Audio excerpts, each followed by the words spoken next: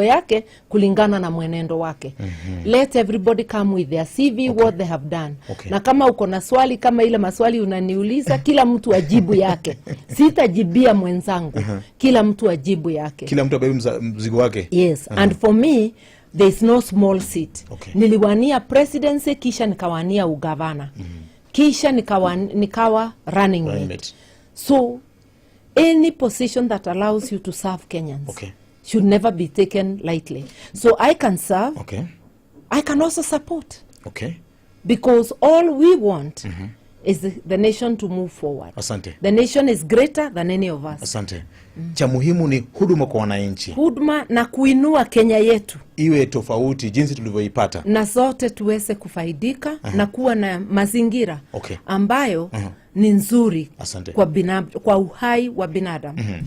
In case the technical committee at the back end, which is trying to come up with a formula within which they are going to use to get as the flag bearer of the united opposition, if at all they settle on you as the running mate, would you still accept that? No, running mate nilimalizana nayo 2022.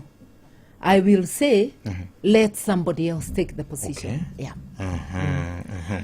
Nafasi ya youth katika hii mfumo iko wapi? Iko nyingi. Kwa chama cha PLP hata secretary general wangu ni youth. Miss Asha Bashir. Na ukiangalia hata mdogo wangu Kabala Kile, ukiangalia wengine youth leader, tuko na mayouth na kila chama iko na mayouth wake. Ile tumekosa na tutarekebisha.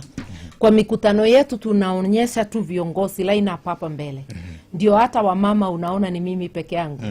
So missing in action is youth and women. And PWDs. Na PWD. Tutarekebisha ndivyo wakati tunasimama hapo mbele zenu mnaona uso wa Kenya. Na mnaona mixture ya gender, ages and other considerations like you have properly said, PWD. Iwe uso ya Kenya. Uso ya Kenya. Asante. Asante. Ndio kwa maana unasema ni umoja na ukombozi. Yes, PLP. Unite, liberate. Asante. Bila kuungana hatuwezi jikomboa. Asante.